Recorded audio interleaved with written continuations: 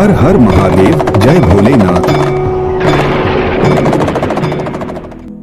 यानी कान्यत्र लिंगानि स्थावराणि चराणि च तेषु संक्रमते देवस्तस्यां रात्रौ यतो हरः शिवरात्रिस्ततः प्रोक्ता तेन सा हरि वल्लभा।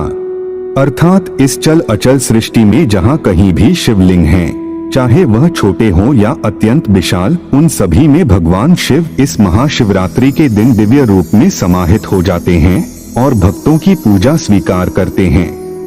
भगवान श्री हरि विष्णु को भी महाशिवरात्रि का दिन अत्यंत प्रिय है। भगवान भोलेनाथ की असीम अनुकंपा से वेद ऋषि श्री वेद व्यास जी द्वारा रचित शिव महापुराण में वर्णित दिव्य ज्ञान के माध्यम से आज की अपनी प्रस्तुति में हम हिंदू धर्म में मनाए जाने वाले एक पवित्र पर्व महाशिवरात्रि के बारे में जानकारी देने का प्रयास कर रहे हैं। वैसे तो एक वर्ष में 12 शिवरात्रियां आती हैं, जो कि प्रत्येक मास के कृष्ण पक्ष की चतुर्दशी को आती हैं। लेकिन फाल्गुन मास में पड़ने वाली कृष्ण पक्ष की चतुर्दशी को आने वाली शिवरात्रि को महाशिवरात्रि के नाम से जाना जाता है। वास्तव में हिंदू धर्म में महाशिवरात्रि के पावन पर्व को लेकर अलग अलग मान्यताएं हैं।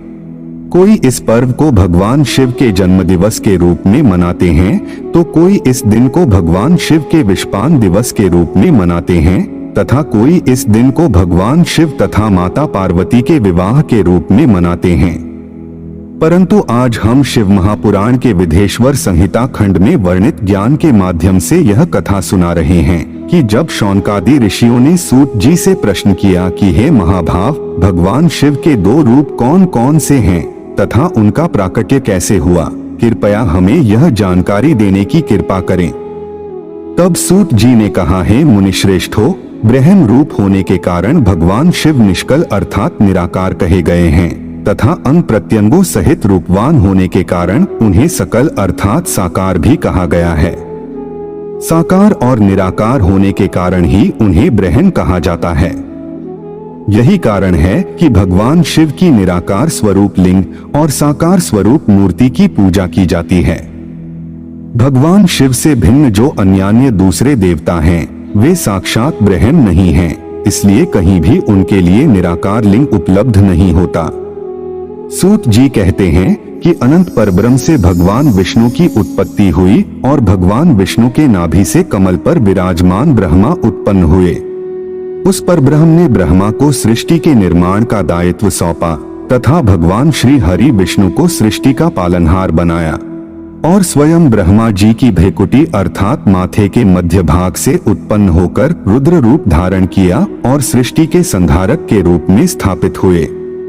इस प्रकार उस अनंत परब्रह्म से 3 देवों की उत्पत्ति हुई, जिन्हें त्रिदेव कहा जाता है। सूत जी शौनकादि ऋषियों को आगे की कथा सुनाते हुए कहते हैं कि हे मुनि श्रेष्ठों, एक बार भगवान विष्णु और ब्रह्मदेव में कार्य शक्ति को लेकर विवाद हो गया। उस विवाद से समस्त देवता भयभीत, चिंतित और अत्यंत व्याकुल हो गए। फिर चिंतामग्न समस्त देवताओं ने दिव्य कैलाश शिखर पर जाकर इस विषय को लेकर चंद्रमौली भगवान चंद्रशेखर महादेव का स्तवन किया। तब देवताओं की प्रार्थना से प्रसन्न होकर भगवान महादेव ने ब्रह्मा और भगवान विष्णु के विवाद स्थल के बीच में निराकार तथा आदि अंत रहित भीषण अग्नि स्तंभ के रूप में स्वयं का प्राकट्य किया। यह अग्नि स्तंभ करोड़ों सूर्यों के तेज से भी अधिक ज्योतिर्मय था। तदंतर श्री ब्रह्मा और श्री विष्णु दोनों द्वारा उस ज्योतिर्मय स्तंभ की ऊंचाई तथा गहराई की थाह लेने की चेष्टा की गई। श्री ब्रह्मा उस स्तंभ के ऊपरी छोर देखने के लिए गए तथा श्री विष्णु जी उस स्तंभ के निचली छोर का पता लगाने के लिए गए, परंतु दोनों ही उस स्तंभ का अंत तथा आदि का पता नहीं कर पाए। तदंतर वे दोनों ब्रह्मदेव और श्री विष्णु भगवान शंकर को प्रणाम करके दोनों हाथ जोड़कर उनके दाएं बाएं भाग में चुपचाप खड़े हो गए। फिर उन्होंने वहां साक्षात प्रकट पूजनीय महादेव को श्रेष्ठ आसन पर स्थापित करके पवित्र पुरुष वस्तुओं अर्थात दीर्घकाल तक रहने वाली वस्तुएं जैसे हार, नुपुर, केयूर, किरीट, मणिमय कुंडल, यज्ञोपवीत, उत्तरीय वस्त्र, पुष्पमाला, रेशमी वस्त्र, हार, मुद्रिका, पुष्प, तांबूल, कपूर, चंदन एवं अगुरु का अनुलेप, धूप, दीप, श्वेत छत्र, व्यंजन, ध्वजा, चंबर तथा अन्यान्य दिव्य उपहारों द्वारा जिनका वैभव वाणी और मन की पहुंच से परे था, जो केवल पशुपति अर्थात परमात्मा के ही योग्य थे और जिन्हें पशु अर्थात बुद्धिजीवी कदापि नहीं पा सकते थे, उन महेश्वर का पूजन किया। इस प्रकार सबसे पहले वहां ब्रह्मा जी और विष्णु जी ने भगवान शंकर की पूजा की। इससे प्रसन्न होकर भक्त वत्सल भगवान शिव ने अपने आरंभ और अंत रहित ज्योतिर्मय लिंग स्वरूप को अत्यंत छोटा किया और वहां नम्र भाव से खड़े हुए उन दोनों देवताओं से मुस्कुराकर कहा, हे पुत्रों, आज का दिन एक महान दिन है।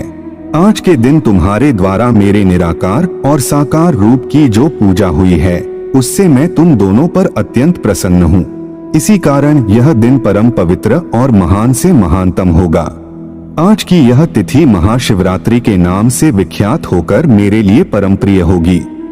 महाशिवरात्रि की इस तिथि को मैं विशेष रूप से लिंग में समाहित रहूंगा और भक्तों की पूजा अर्चना स्वीकार करूंगा।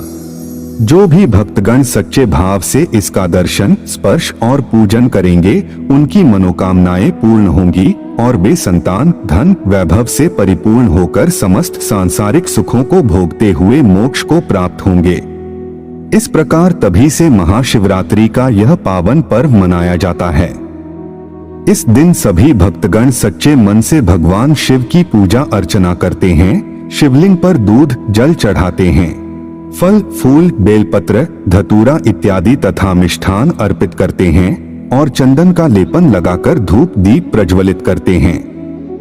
इससे भगवान अत्यंत प्रसन्न होते हैं और अपने भक्तों की समस्त मनोकामनाएं पूरी करते हैं, उन्हें सुख सौभाग्य प्रदान करते हैं, रोजगार एवं कारोबार में वृद्धि करते हैं, उनके जीवन में आने वाली समस्त परेशानियों को दूर करके सफलता के द्वार खोल देते हैं।